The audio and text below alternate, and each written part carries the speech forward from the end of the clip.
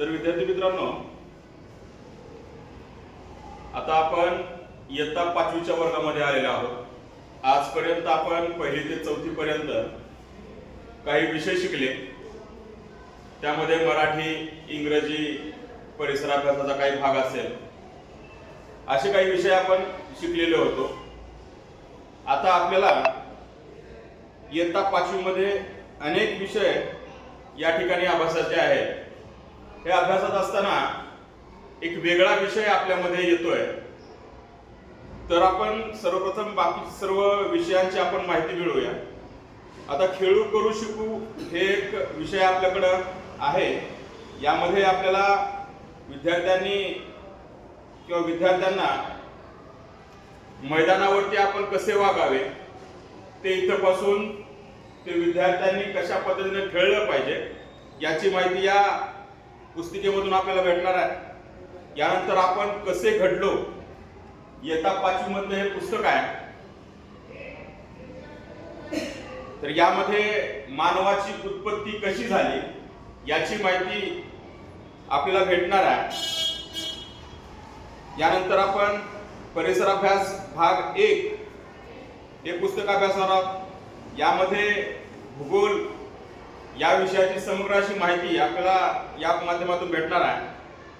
त्यानंतर मॅथमॅटिक्स, आपण इयत्ता 1ली पासूनच सेमी वर्गामधले विद्यार्थी आहात. यामध्ये आपण इंग्रजीमधून मॅथमॅटिक्स म्हणजे गणिताचा अभ्यास आपण करत असतो. यानंतर आपण इंग्रजी विषयाचा अभ्यास सुद्धा आपण इयत्ता 1ली पासून करतोय. तो याही वर्षी आपण करणार आहोत. बालभारती सारखा अतिशय चांगला विषय आपण या ठिकाणी घेत आहोत. यानंतर आपल्याकडं जो आपल्याला नवीन असणारा विषय आहे तो म्हणजे हिंदी सुलभ भारती.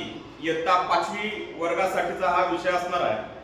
हा विषय खरं तर आपल्याला नवीन वाटेल, पण हे नवीन वाटून न घेता आपल्याकडे हिंदी भाषिक काही विद्यार्थी आहेत, काही मुस्लिम समाजाचे विद्यार्थी आहेत, त्यांची सुद्धा भाषा ही हिंदी आहे. त्यांच्याकडून आतापर्यंत आपण वेगवेगळ्या पद्धतीचे शब्द ऐकले असतील, त्यांची बोली आपण ऐकली असेल, त्यांची भाषा आपण ऐकली असेल, त्यांचं संभाषण आपण ऐकलं असेल. मग हे ऐकत असताना खरं तर आपल्याला इयत्ता 5वी पासून हा जो विषय दिलेला आहे हा काही नवीन वाटून घेण्याजोगा नाही. जसं मराठी ही आपली भाषा आहे, आपली मातृभाषा आहे मराठी.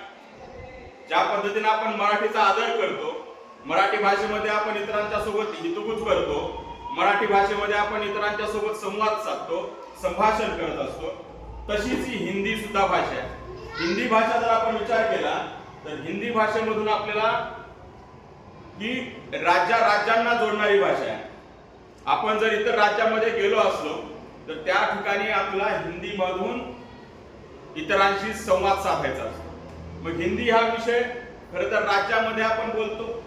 या ठिकाणी आपण आपल्या स्वतःच्या घराच्या आजूबाजूला असणारे जे काही विद्यार्थी आहेत, जे की बाहेर राज्यामधून आलेले असतील, त्यांच्या सुद्धा सोबत आपण बोलत असताना या हिंदी भाषेचा उपयोग करत असतो. मग हिंदी भाषा जर आपण पाहिली असेल तर बऱ्याच राज्यामध्ये ही भाषा बोलली जाते.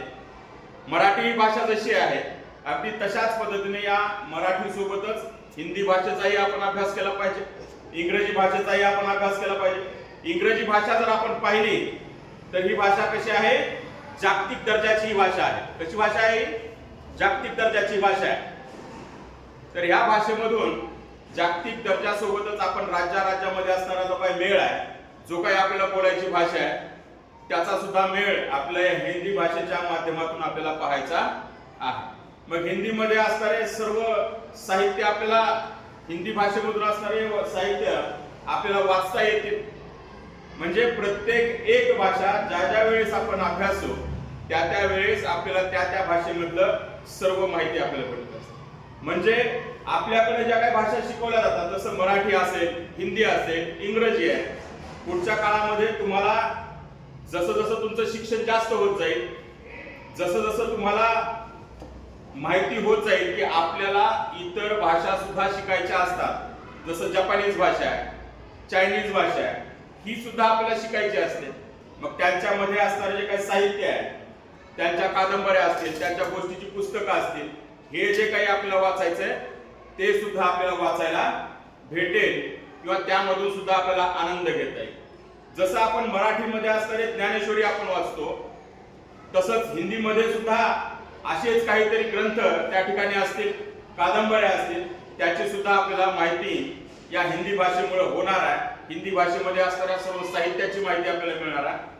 खरं तर हिंदी हा विषय जरी आपल्यासाठी नवीन असला तर तो खूप जुना विषय आहे. मागच्या म्हणजे जसं जन्माला आपण येतो, आजूबाजूला जर आपल्याला काही समाजाचे जर माणसं त्या ठिकाणी असतील, महिला असतील, पुरुष असतील, स्त्री असतील, तर त्या सुद्धा या हिंदी भाषेमधून संवाद साधत असतात. खरं तर ही भाषा खूप अवघड नाही, याला सोपं करून शिकवण्याचं काम माझं आहे आणि तुम्ही शिकण्याचं काम या ठिकाणी करायचं आहे. तुम्हाला या हिंदी भाषेसाठीच्या मनपूर्वक शुभेच्छा. धन्यवाद.